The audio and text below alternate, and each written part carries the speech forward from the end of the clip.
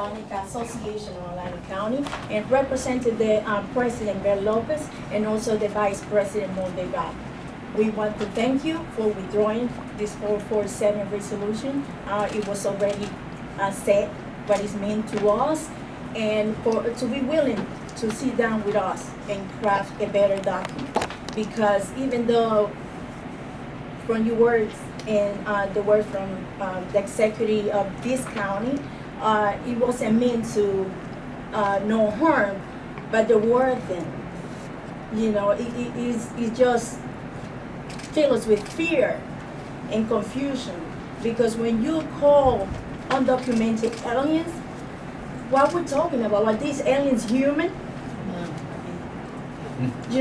So in this moment, in the moments like this when families are being separated, children are put in cages, the chief executive of this nation is calling us, or immigrants, not undocumented immigrants, or immigrants, rapers and criminals.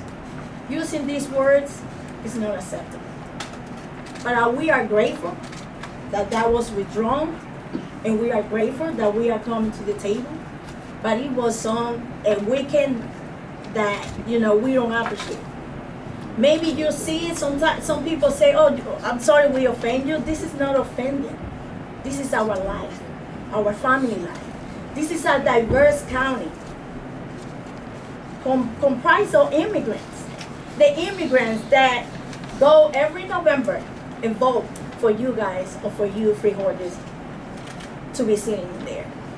In our life are in danger right now as we speak, and a lot of people are losing their life. So we cannot take this lightly. This is serious for all of us, all of us. And if you put aside the 287G,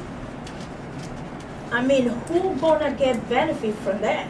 Because the same community that you're gonna work against is the same community that is gonna come out and vote that in November. All of us, the whole Atlantic County, and you and I, Freeholder Formica, know better how many immigrants are in this county that come out last year and say, you know what, almost 50%, 45,000 votes say, I want an immigrant to represent my interest. Come on, it cannot be taken lightly. I'm representing that 45,000 people that come out on November 6, 2018, on a rainy day to vote for an immigrant to represent them. Cannot be taken lightly. Thank you.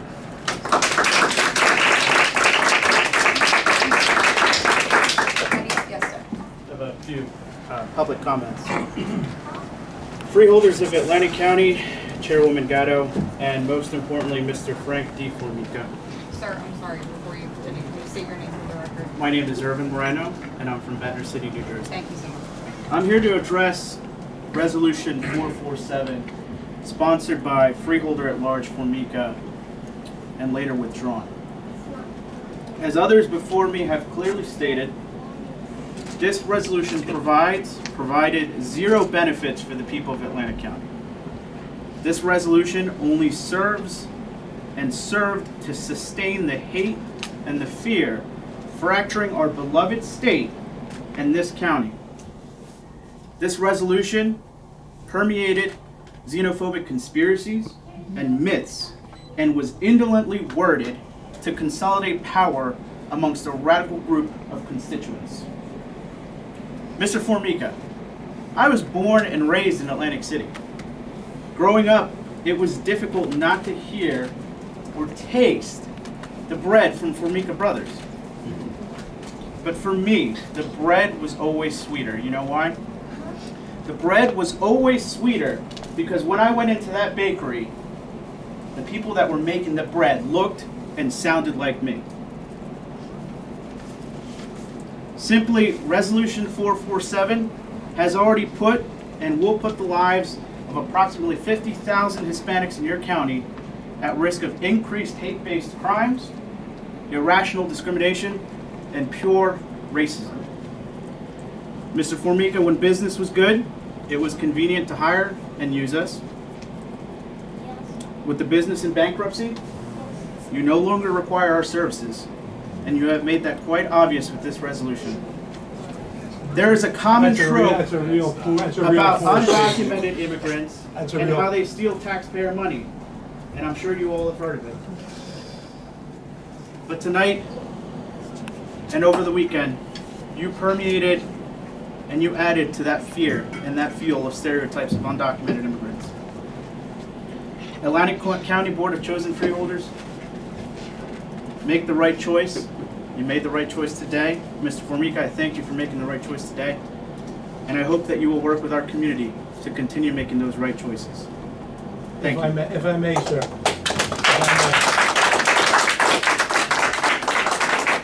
Sir, if I may, Yes. the bakery today still employs 67 people.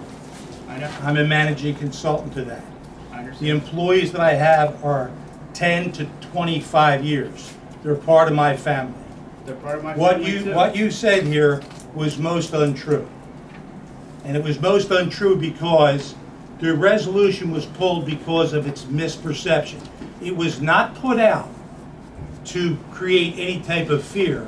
It was put out to show the distinction of Atlantic County being different and being respectful of its immigrant population.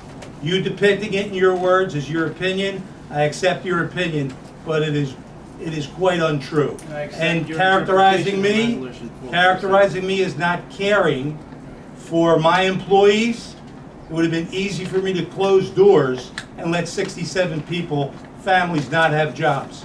So I take that as a personal attack. And I really don't think this board needs to hear that. It wasn't a personal attack, but I respect your opinion. Thank you. Anybody else in the public? Celeste, let me see if anybody else. Yes, sir. Steve Young from Atlantic City. I'm here on behalf of National Action Network, South Jersey Chapter's president.